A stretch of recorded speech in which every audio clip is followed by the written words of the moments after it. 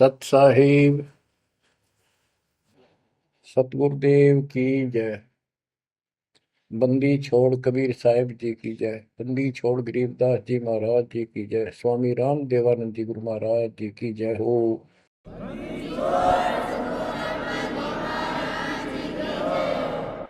सर्व संतों की जय, सर्व भक्तों की जय, धर्मी पुरुषों की जय। श्री काशी धाम की जय, श्री सुडानी धाम की जय, श्री क्रोथा धाम की जय, श्री बरवाड़ा धाम की जय। सत साहिब गरीब नमो नमो सत पुरुष को, नमस्कार गुरु की नहीं।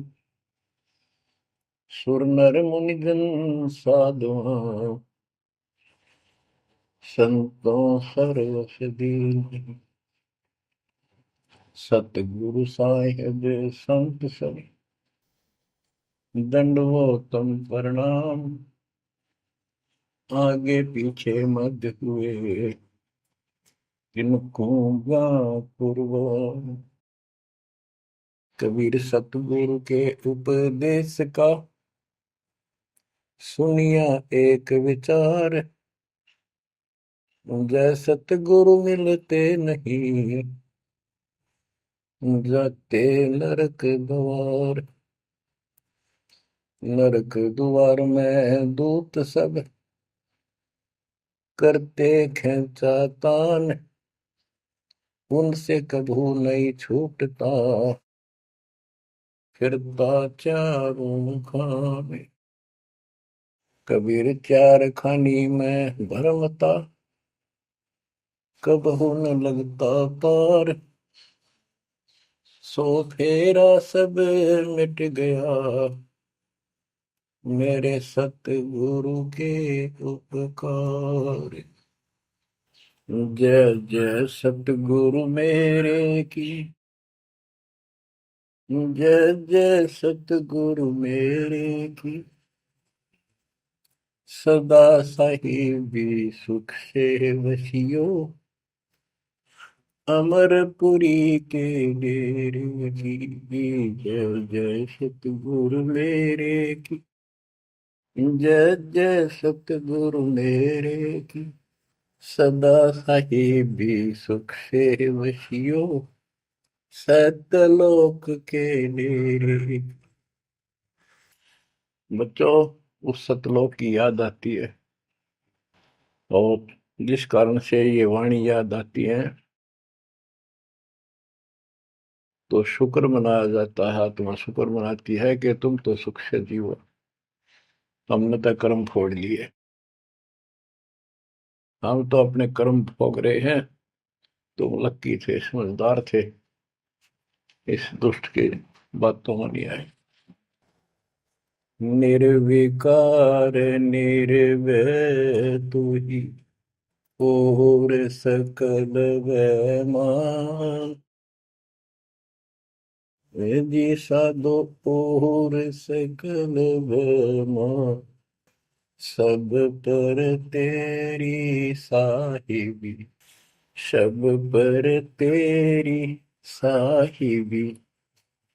तुझ पर साहिब नाम, निर्विकार निर्भय।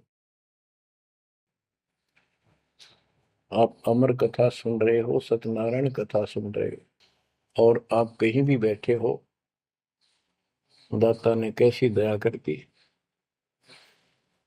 चलते फिरते बैठकर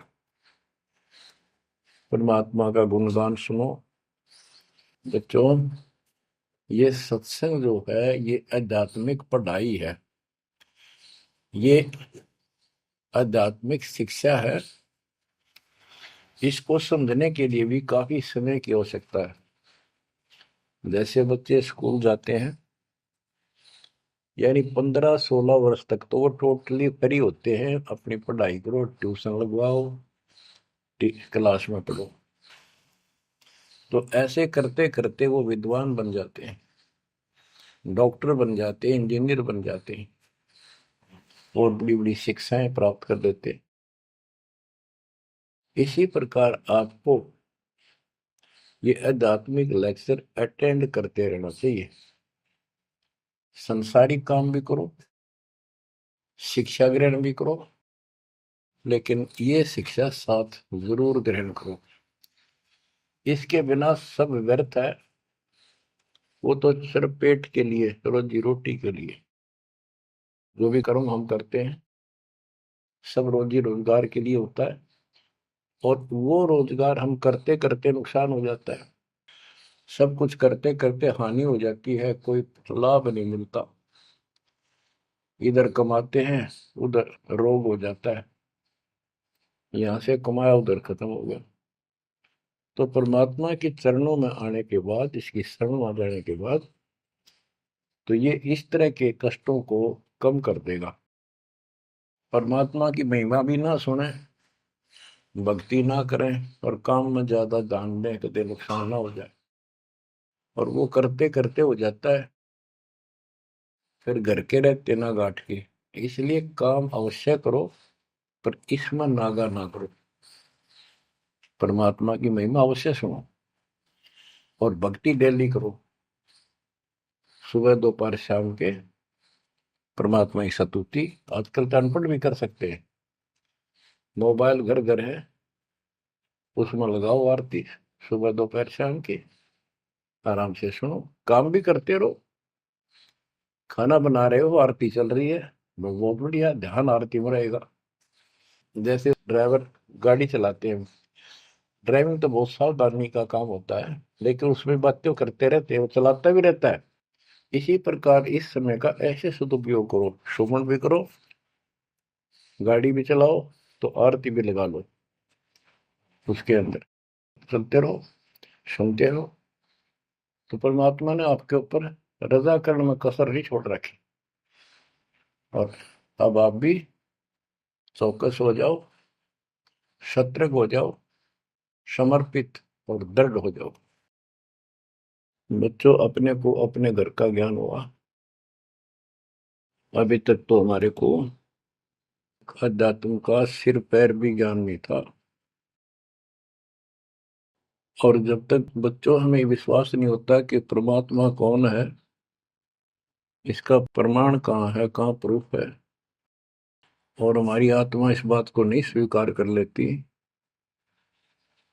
क्या सचमुच यही सत्य है, तब तक हम भक्ति भी करते रहते हैं और आत्मा अस्थिर रहती है, मन अस्थिर रहता है। कोई भी कोई साधना बताता है, हम उसी को करने के लिए तत्पर हो जाते हैं। वो पहले वाली तो छोड़ते नहीं, और भी शुरू कर देते, क्योंकि हमें चाह है परम पिता की। हमें इस बात का एहसास है कि एक शक्ति है जो हमारे दुखों का निवारण करती है, किस्मत से भी अलग देती है। किस्मत में दुख आया, प्रारब्ध में कष्ट हुआ,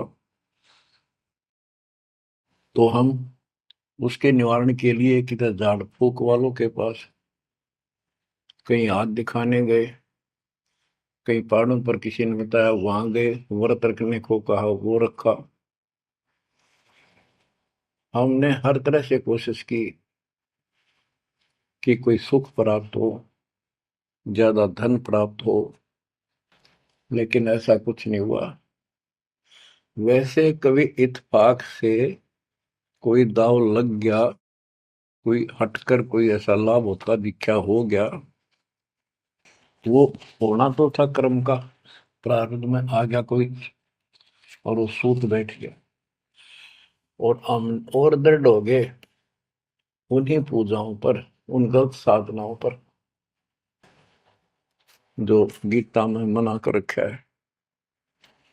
दास अपनी बताता है, ये आपके साथ भी अवश्य हुई है, आपको अब एहसास होगा। जैसे दास बचपन से रामकृष्ण और विशेषकर विष्णु जी का, कृष्ण जी का विशेष भक्त रहा है, इसके साथ हनुमान जी के प्रति भी लगन में, तड़प में, चाव में कोई कमी नहीं थी। इस कारण से मंगलवार का व्रत रखना, किसी ने बता दिया कि जिला राजस्थान में सालासर एक स्थान है जहां पर हनुमान जी का बहुत प्रसिद्ध मंदिर है और वहां जाने से सारे सुख हो जाते हैं। तो दास सिरसा सर्विस करता था। हरियाणा का एक शहर है, पंजाब से सटा हुआ डिस्ट्रिक्ट है। वहां से पता चला तो दास बैठ कर ट्रेन में सालासर पहुंचा, शुरू उतरा वहां से अन्य साधनों से। वहां एक छोटा सा गांव सालासर, वहां एक छोटा सा मंदिर और उसमें एक पत्थर की मूर्ति, उसकी शक्ल भी ठीक सी कोई ना, हनुमान का वो आइडिया लगाया जाता। उस समय ये सन 1978 की बात है। ऐसा कोई वहां पर ज्यादा भीड़ नहीं होती थी। हम सुबह आराम से दर्शन कर लेते थे। हद से हद 500-400 आदमी जाते थे। फिर देखते देखते 10 साल में वहां पर टेढ़ी मेढ़ी लाइन बनने लगी, यानी 4-4 घंटे में नंबर आने लग गया। और उस दौरान जैसे भी कोई राहत मिली, जैसे सर्विस लगी, पढ़ते थे, पास होते चले गए, हनुमान जी और श्री कृष्ण की जय जयकार। और जैसे हम पढ़ते थे, पास होते चले गए।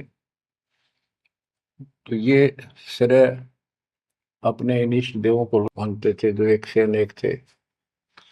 श्री विष्णु भगवान, कृष्ण जी, श्री राम जी और हनुमान जी, शंकर भगवान जी। यानी शंकर भगवान जी कोई पीछे नहीं रखते थे। और ये बता रखा था अगर माँ की भक्ति नहीं करनी, इसको विशेष ध्यान नहीं देते थे इसके ऊपर। फिर भी पास हुए, सर्विस लगी, पुत्र प्राप्त हुआ। फिर पुत्री संतान होती चली गई और इतनी खुशी हुई कि सारा कुछ हनुमान जी ने, श्री कृष्ण जी ने, विष्णु जी ने कर दिया। और ये देख रहा है दास के जो कबीर नास्तिक है उनके भी ये सुख हो रहे थे।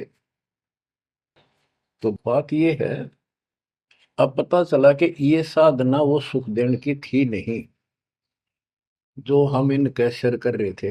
यकीन से होगा इनको श्रेय दे रहे थे।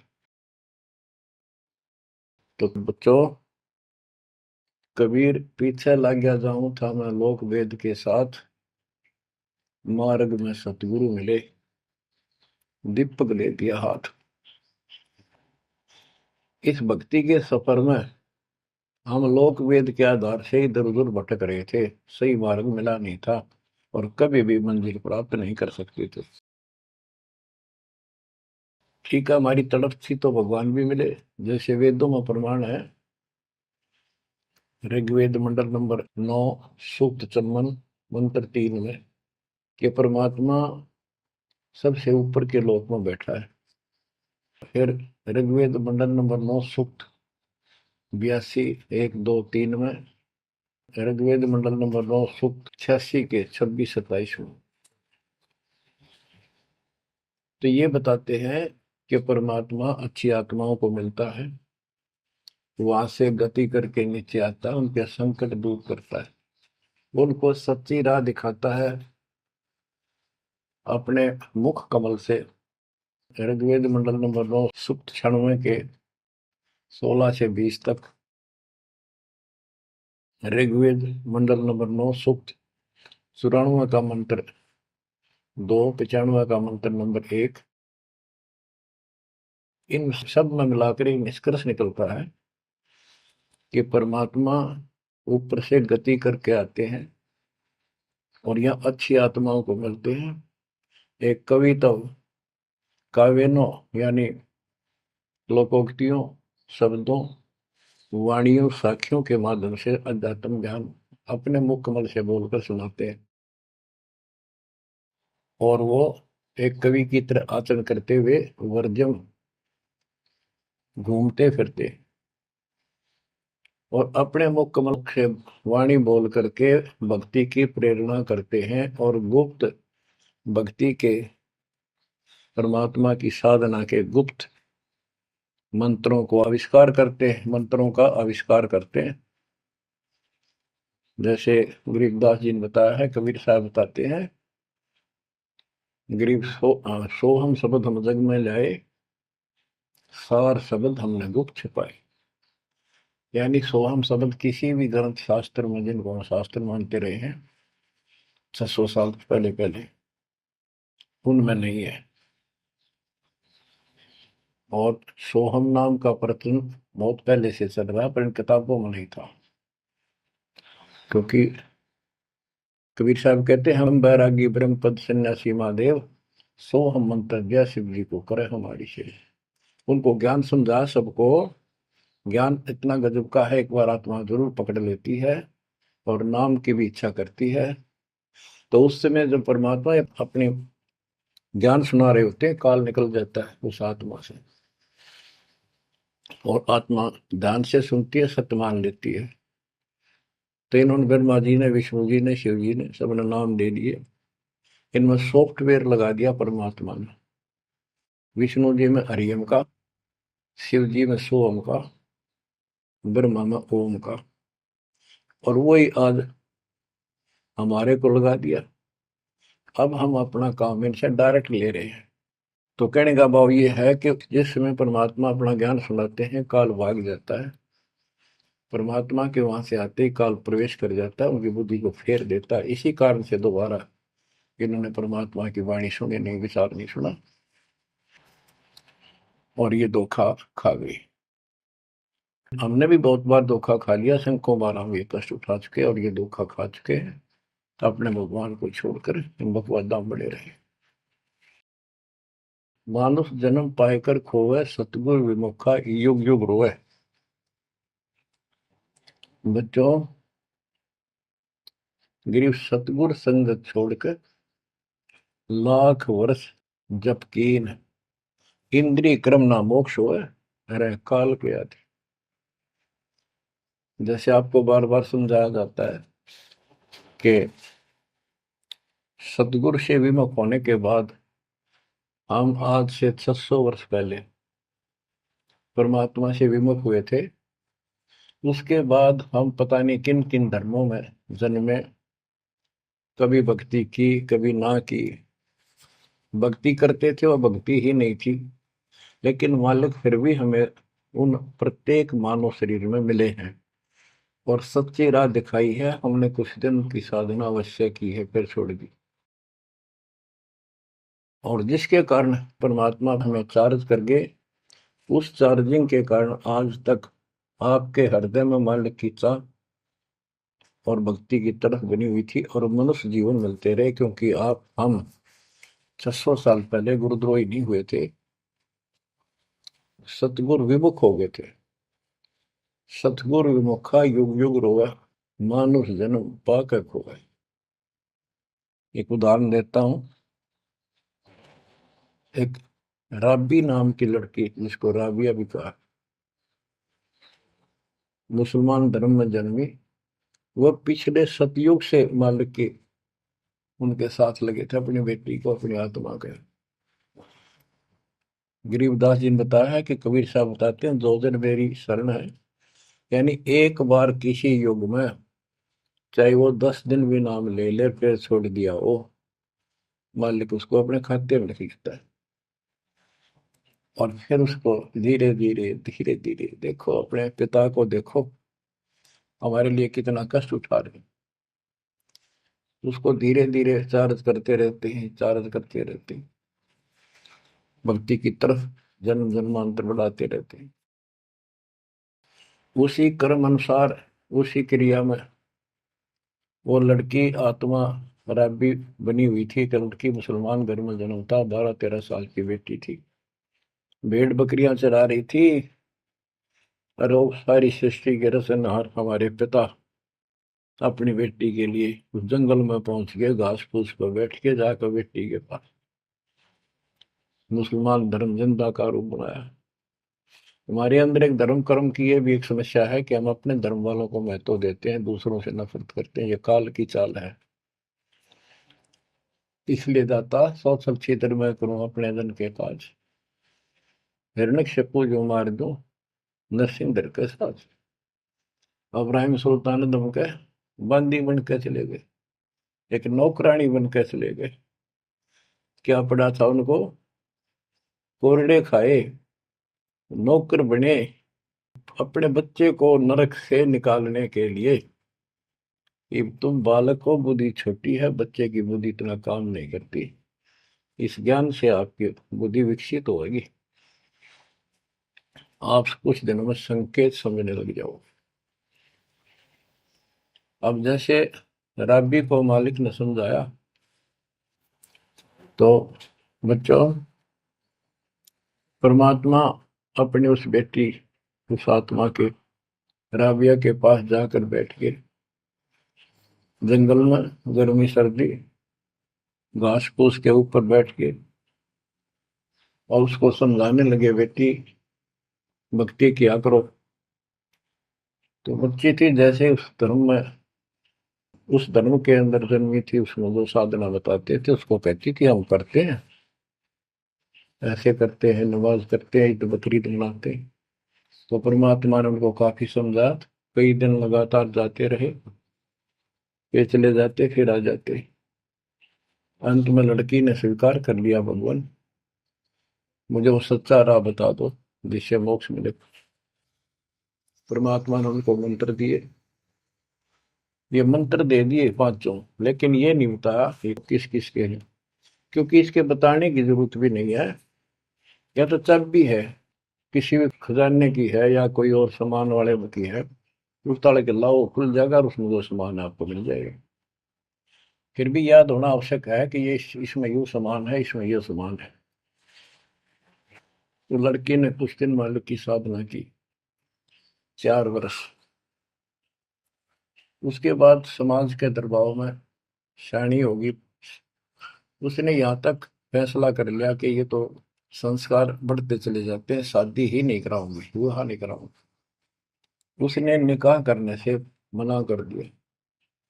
माँ बाप ने कोशिश की, लड़की जवान होगी, लेकिन बिल्कुल स्पष्ट शब्दों में कह दिया, मैं विवाह नहीं करूंगी, मैं अल्लाह खुदा को प्राप्त करूंगी। माँ बाप परेशान हो गए कि बच्ची है, इसने तो जिद लगा ली, और इसका जीवन कैसे पार होगा, कैसे पास होगा, तो हो ही नहीं सकता। बच्चों ने कहा, बेटी या तो निकाह कर लेना, हम दोनों मरेंगे।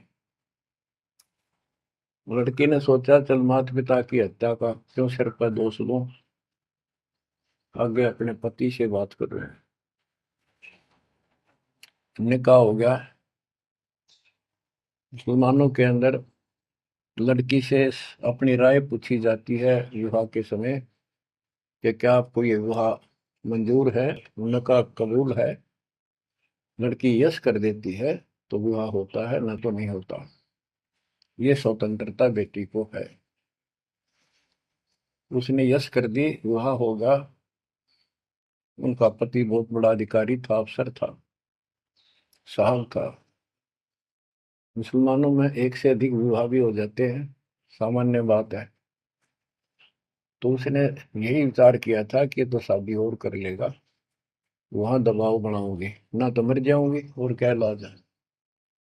तो उसने अपने पति से अपना उद्देश्य बता दिया, मैं भक्ति करना चाहती हूँ, मेरी कतई तमन्ना नहीं है कोई शादी और बच्चे पैदा करने की।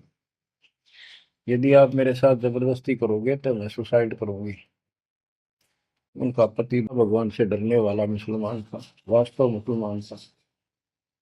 उसने कहा, राबिया आपने निकाह कबूल क्यों किया, ये बता। उसने कहा कि मेरी मजबूरी थी, मेरे माता पिता मर जाते, मैं वो दोष नहीं लेना चाहती थी,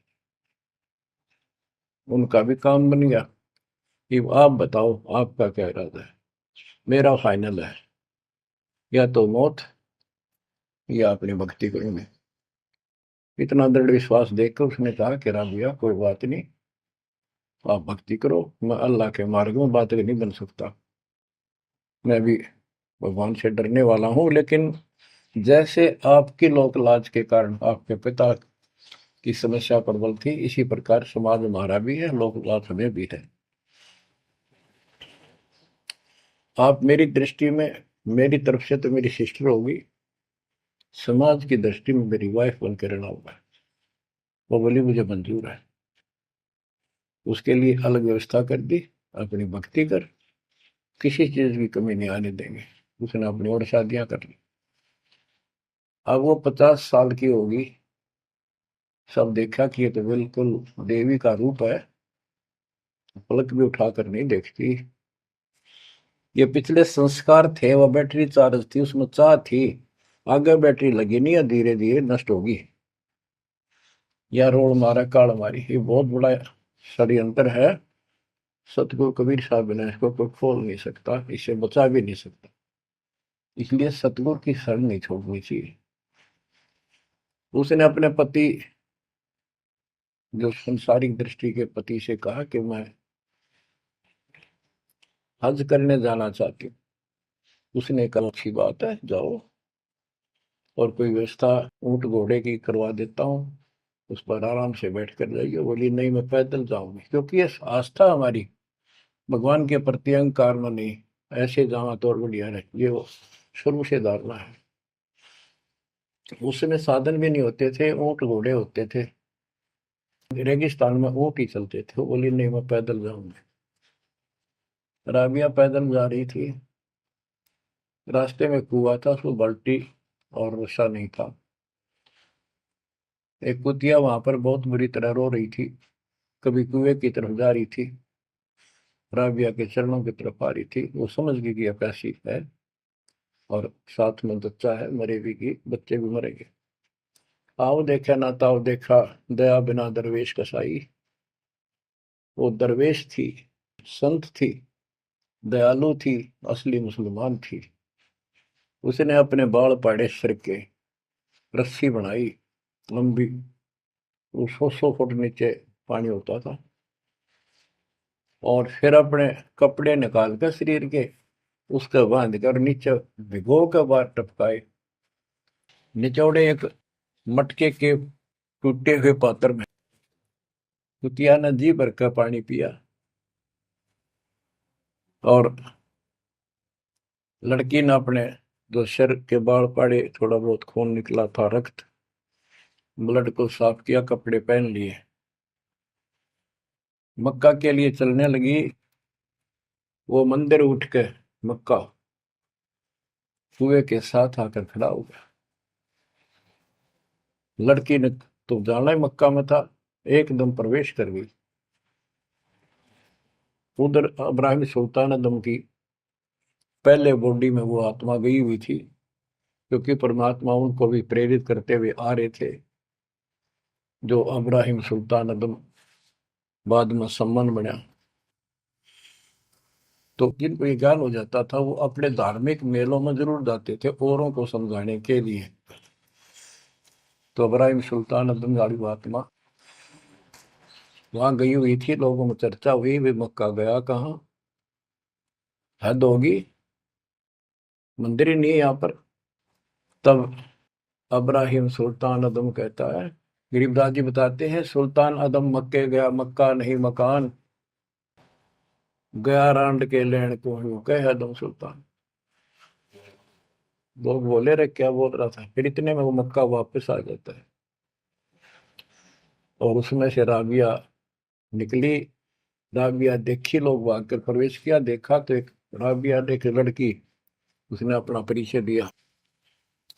पूरे मुसलमान समाज में ये बात फैल गई, चर्चा का विषय बना कि भक्ति हो तो राबी जैसी, भक्ति हो तो राबी जैसी, जिसके लिए मक्का उड़कर चला गया जहाज के समान, एयरप्लेन के समान। तो वह हज के लिए गए हुए व्यक्ति इब्राहिम सुल्तान से बोले, अरे भले आदमी, तो एक देवी को क्या कह रहा था, गया रांड के लेने को, नु कह तुम सुल्तान, एक नकमी आत्मा को यो मक्का लेने गया है। तेरा तो भाई दिमाग खराब हो गया, इसी देवी के बारे में ऐसे शब्द बोले, तुझे पाप लगेगा, दोजख में जाएगा। तब उसने उनको बताया, ये कभी आत्मा इसके लिए आए थे, इसको वहां मिले थे ऐसे ऐसे, और इसने वो सत भक्ति छोड़ दी, क्योंकि परमात्मा साधु रूप में कहीं प्रकट हो जाते हैं, ये उनका एक नियम है, अच्छी आत्माओं को मिलते रहते हैं। तो उस इब्राहिम सुल्तान वाली आत्मा को बताया था कि ऐसे एक राबी नाम की बेटी है, उसको भी मैंने ज्ञान दिया, पर नालायक ने वह भक्ति छोड़ दी दुख पाव में। तो उसने बताया कि इसको सत भक्ति मिली थी, डरे डोना ही है यार, उस पिछली साधना के कारण ये सब कुछ हो रहा है। परंतु उन लोगों के अबन में कहाँ समाने वाली थी अब बात, दो अक्षरों में।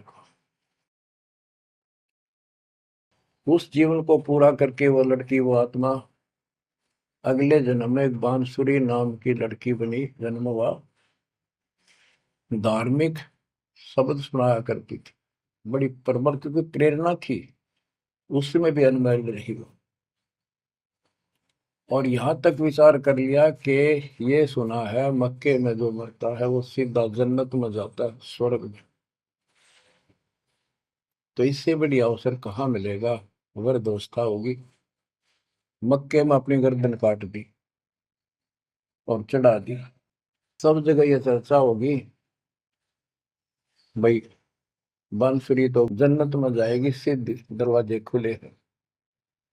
अब बताओ, वो तो लोकवेद था, तत्व ज्ञान क्या कहते। उसके बाद वो लड़की अगले जन्म में फिर लड़की रूप में जन्मी, युवा होकर वैश्या का जीवन दिया, सारा जीवन गंदे कर्म करो, एक भी अच्छी सोच नहीं थी। छोड़ दिए कर्म काल में, मानुष जन्म पाकर खोए, सतगुर विमुखा युग युग रो। वो फिर मर गई उस गंदे जीवन को भोग, पाप इकट्ठे करके ढेर लाग। उस 3-4 साल की साधना से उसको मनुष्य शरीर मिलते रहे। उस दौरान परमात्मा ने कोशिश की, लेकिन वो रंग में रंग चुकी थी। बांसुरी वाले में खुद गायक बन गई, लोग प्रशंसक हो गए, बड़े बड़ी अल्लाह का ज्ञान सुनाती है। और वैसा बनने के बाद उसी कर्म वैसे फूट लिए, अच्छे बात समझ में नहीं आई। वो फिर मृत्यु को प्राप्त हुई, वैसा का जीवन, गणका का जीवन भोग कर फिर वो शेख तकी नाम के एक धार्मिक मुसलमान पीर के घर जन्म लिया बेटी के रूप। 11 वर्ष की, 12 वर्ष की आयु पूरी करके वो मर गई, समय संस्कार पूरा हुआ।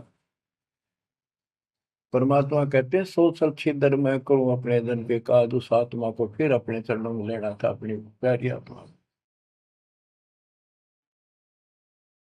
जो जन मेरी शरण है ताका हूं मैं दास, केल के लाग्या करूं जब लग धरती आकाश। तो कारण बनाया, शेख तकी के मन में ये धारणा पैदा की कि राजा सिकंदर लोदी से, जो उसका धार्मिक पीर था शेख तकी, उसने कहा कि आप कहते हो इसने, कबीर ने रामानंद जी को जीवित कर दिया, गर्दन काट दी थी आपने, और आपका जलन का रोग ठीक कर दिया, कमाल जिंदा कर दिया। वो तो वैसे उसमें सदमे में था, वो ऐसे वैसे हो जाता, इत्तेफाक उसको जीवित होना था, इसका कबीर का नाम बन गया। जब जानू मैं इसको, मेरी बेटी को जिंदा कर दे जो कब्र में दबी हुई है, 15-20 दिन हो गए। तो कबीर साहब से कहा गया, कबीर साहब ने कहा कि आसपास के लोगों को बता दो कि आ जाओ, एक कमाल होगा। उस शेख तकीर ने ढिंढोरा पिटवा दिया कि इसकी बेइज्जती हो तो छक्का हुआ है, मूर्ख बना रहा। उधर कबीर साहब ने कह दिया कि भाई खूब बुला लो, आस पास जितने बुला सकते हो, सबके सामने देखते हैं परमात्मा की क्या रजा होती है। हजारों व्यक्तियों के सामने कबीर साहब ने कहा, एक शेख तकी की बेटी जीवित हो जा। कब्र फुलवा दी, उसमें 100 पड़ा था। कहा एक शेख तकी की बेटी जीवित हो जा, लड़की नहीं जीवित हुई। फिर दोबारा कहा, फिर भी जीवित नहीं हुई। शेख तकी नाचन लग गया, खुल गई पोल डोंगी की। देखो ये बकवास करता था, सुन लो भाई, है डोंगी पाखंडी झूठा। तो परमात्मा ने कहा कि शेख तकी तू कोशिश कर ले। तो और दूसरे बोले, जी ये कुछ करने जोगा होता था, अपनी बेटी ने कौन मिट्टी में दाबा है, आप पर दया करो। तब कहा है कबीर की बेटी, जीवित हो और बाहर आ बेटा। इतना ही कहना था। सारा शरीर में कंपन हुई, डेड बॉडी जीवित होगी और उठ के बेटी बाहर आ गई। मालिक के चरणों में मस्तक टेका। 1.5 घंटा तक अपनी पिछली गलतियां और कबीर भगवान की समर्थता सबके सामने बताई और कहा कि ऐसे ऐसे मुझे ये भगवान मिले थे अल्लाह। ये खुद अल्लाह अकबर हैं, पूरी सृष्टि के रचने वाले, सबके दुख दूर करने वाले। मेरे कर्म फूट गए, मैं इनको छोड़कर ऐसे ऐसे गंदे जीवन जी के मैं आज फिर इनकी कृपा हुई, मैं कोई मनुष्य जीवन शेष नहीं था। पशु पक्षी बनने वाली लाइन में खड़ी थी। ये परमात्मा वहां पहुंचे और धर्मराज के दरबार से मैं मुझे पेश किया, वहां से मेरे कागज निकाल दिए और मुझे साथ लेकर यहाँ के छोड़ा है। बोलो सतगुरु देव की जय हो, बंदी छोड़ कबीर साहिब की जय हो।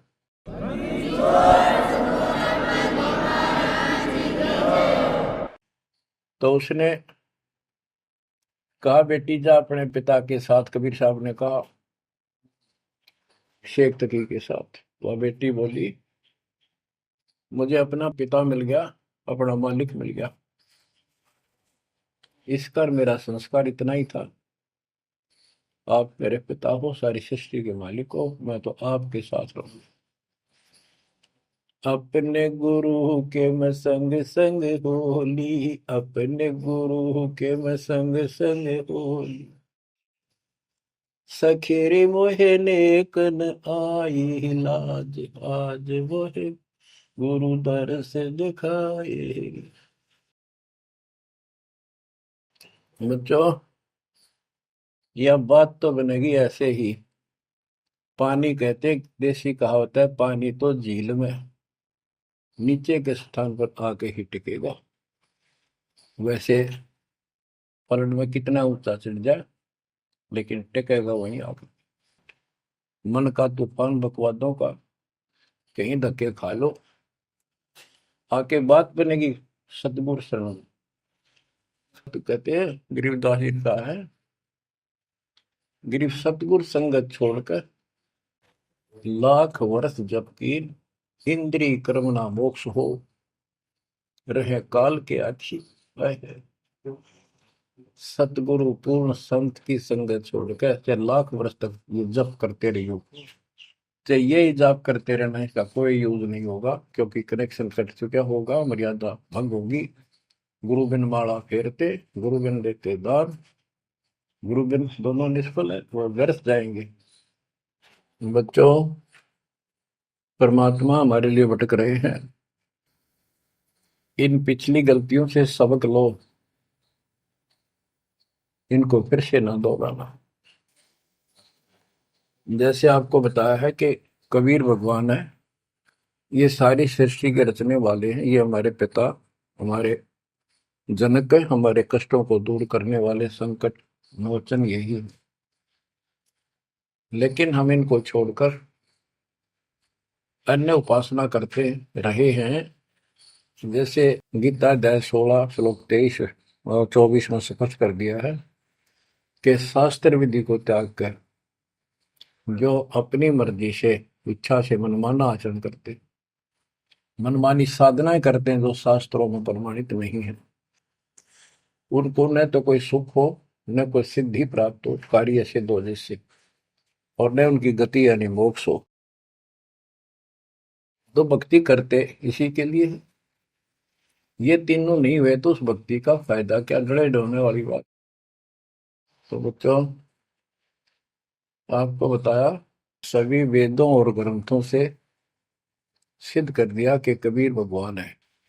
वेदों को तो पूरा विश्व मानता है और हिंदू समाज तो इस पे कुर्बान है। उसके बाद दूसरा नंबर गीता, वेदों से भी प्रथम आ चुकी है वर्तमान में, क्योंकि इसमें ज्ञान बिल्कुल संक्षिप्त में और बहुत तीर्थाई सीरीज में। तो इसलिए इनमें सबसे आपको प्रमाणित कर दिया कि कौन सी भक्ति करनी है, कौन सी ना करनी है। गीता अध्याय श्लोक 23 में तो 16 के 23 में तो बता ही दिया कि शास्त्र विधि को त्याग कर मैं अनाचरण करते हैं, उनको कोई यूज नहीं। 24 में कहा कि इससे तेरे लिए अर्जुन शास्त्र ही प्रमाण है, कर्तव्य जो साधना करने योग्य है और अकर्तव्य जो ना करने वाली है, इन्हीं के आधार से करो। गीता अध्याय 9 श्लोक 25 में कहा कि भूत पूजने वाले भूतों को प्राप्त होंगे, पितर पूजने वाले पितरों को प्राप्त होंगे, देवताओं की भक्ति करने वाले देवताओं को प्राप्त होंगे, और मेरी भक्ति करने वाला मुझे प्राप्त होगा। अपनी साधना का पूरी गीता में 8वें अध्याय के 13वें श्लोक में एक मंत्र बताया है, ओम इति एक अक्षरम, ओम इति एक अक्षरम व्यवहारण माम मम ब्रह्म अनुसमरण। ओम इति एक अक्षरम मम मम ब्रह्म यह प्रयाति तजन देव से याति परमात्मा। मुझ ब्रह्म का केवल एक ही मंत्र है जिसका जाप करना अंतिम सांस तक जो इसकी साधना करता है वो मेरे से इस ओम से प्राप्त होने वाली गति को प्राप्त होता है। वो गति कौन सी है, इसके लिए आपको, क्योंकि ये एक लेक्चर है, पीरियड है जो दास आपको दे रहा है, और इसमें टीचर पहले दिन से लेकर 1 साल तक यह पढ़ावा है, तब जा करके बच्चों के दिल में स्वभावत है 100 बार पढ़ा ले तो भी पढ़नी पड़ती है, तभी उसके ऊपर विश्वास उतर जाता है, वो हृदय में जम जाती है। श्री देवी भागवत के 6ठे स्कंद में हिमालय राजा को वो देवी का परम भगत था, कुछ बातें नहीं हो रही थी, तो उसने कहा मुझे मोक्ष दो। धन तो बहुत दे दिया आपने, तो उसने कहा मोक्ष, ये झूठ बोले ने ज्ञान तो है नहीं, और उस भक्ति का ज्ञान इनको, क्योंकि उन्हें वो खत्म कर दिया जो मूल ज्ञान था, सूक्ष्म वेद का वो पार्ट हिस्सा। तो इसने कहा कि ओम का जाप कर। राजा हिमालय से श्री देवी ने कहा, दुर्गा ने, ओम का जाप कर और सब बात छोड़ दे, वो ब्रह्म दिव्य आकाश रूपी ब्रह्म लोक में रहता, उस ब्रह्म को प्राप्त हो जाओगे, तुम्हारा कल्याण हो। गीता अध्याय 8 श्लोक 16 में बताया है कि ब्रह्म लोक में गए वे भी सब पुनरावृत्ति में है। गीता चारों वेदों का सारांश है, ये वेद है, जितना इसमें वेदों वाला ज्ञान है वो सत्य है, कुछ काल ने अपना मिलावटी किया है, वो अलग दिखाई देता है, वो केवल युद्ध कराने के लिए अटकलबाजी इसने की है, और बीच में अपना तड़का भी लगाया है, वो साफ निर्णय हो गया, क्योंकि सूक्ष्म वेद सब कुछ है, उससे सभी छट गया अलग अलग से, ये गलत है ये ठीक है। तो ब्रह्म लोक में गए वे भी पुनरावृत्ति में पुनर्जन्म होता है। गीता अध्याय 4 श्लोक 5 में इसने स्पष्ट कर दिया, अर्जुन तेरे मेरे बहुत जन्म हो चुके हैं, तू नहीं जानता नहीं है। गीता अध्याय 2 श्लोक 12 में यही 10 के 2 में बताया कि मेरी उत्पत्ति तो हुई है, लेकिन ये ऋषि देवता नहीं जानते, क्योंकि ये मेरे से उत्पन्न हुए। फिर उस ज्ञान को, जैसे जहां से शुरुआत हुई थी कि परमात्मा सतलोक से सबसे ऊपर के लोक में रहता, वहां से चलकर गति करके आता है, अपना सच्चा ज्ञातम ज्ञान खुद बोलकर बताता है। गीता अध्याय 4 श्लोक 32 में, ये कोड वर्डों में है गीता ज्यादातर, उसमें बताया कि जो ज्ञान ब्रह्मणे मुखे सचिदानंद घन ब्रह्म ने अपने मुख कमल से बोली वाणी में बोला है, उस वाणी में विस्तार के साथ लिखा है, उससे ये पूर्ण मोक्ष होगा, फिर कभी जन्म मरण नहीं होता। उसके बारे में चौथे अध्याय के 34वें श्लोक में कहा है कि उस ज्ञान को तत्वदर्शी संतों के पास जाकर समझ, उनको दंडवत प्रणाम करने से, कपट छोड़कर उनकी सेवा करने से वो तत्वदर्शी संत जो तत्व ज्ञान का उपदेश करेंगे। गीता अध्याय 15 श्लोक 1 में स्पष्ट कर दिया है, जो इस उल्टे लटके हुए संसार रूपी वृक्ष की के सभी विभाग का नारा नारा ज्ञान बता देता, सभी विभागों का पार्षद सवेदवित व वेद के तात्पर्य को जानने वाला है। गीता अध्याय 15 श्लोक 4 में कहा है कि उस तत्व ज्ञान के प्राप्त होने के पश्चात उस तत्व ज्ञान रूपी शस्त्र से इस अज्ञान को काट के, यानी तत्व ज्ञान को ठीक से समझकर उसके पश्चात परमेश्वर के उस परम पद की खोज करनी चाहिए, जहां जाने के बाद साधक फिर लौटकर संसार में कभी नहीं आते। और उसी की भक्ति करो जिसने सारे संसार रूपी वृक्ष को बनाया है, सृष्टि रची है। बच्चों, ये है वो तत्व ज्ञान, ये है वो मूल ज्ञान, सार ज्ञान निष्कर्ष निकाल के रख दिया गया है। अब गीता बोलने वाले ने कहा है कि उस तत्व ज्ञान के अंदर सब कुछ निष्कर्ष है, उसको समझो।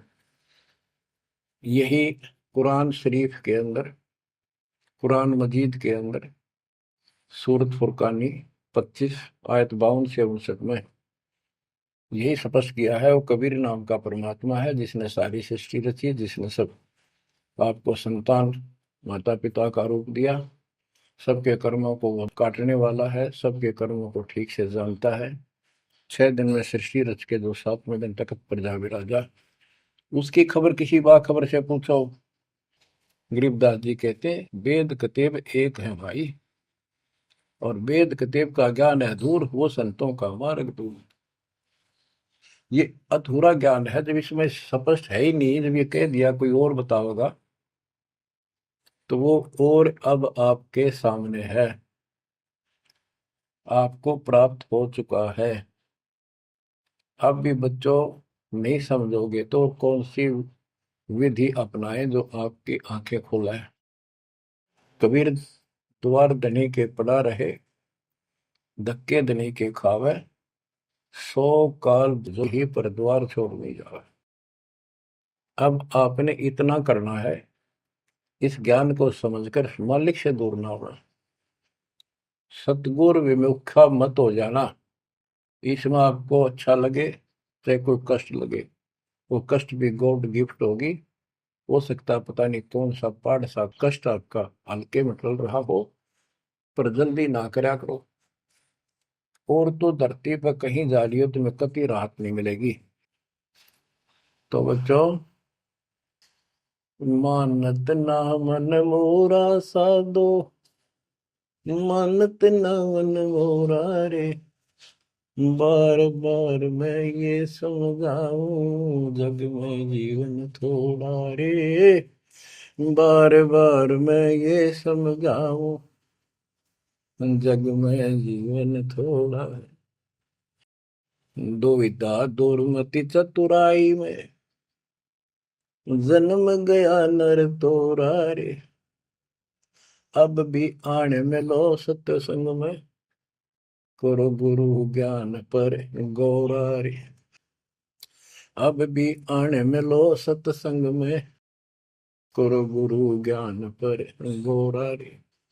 शरण पड़े को गुरु संभाले, जाने का बालक भोला रे। कह कबीर तुम चरण चित राखो, जो सोई में डोराए। कह कबीर तुम चरण चित राखो, जो सोई में डोरा रे। मानत ना मन मोरा साधो, मानत ना मन मोरा रे, बार बार मैं ये समझाऊं जग में जीवन थोड़ा रे। बच्चों, जैसे धागा सुई में चिपका रहता है, ऐसे लटके रहियो परमात्मा के दास के चरणों, मोक्ष मिलेगा सत साहिब।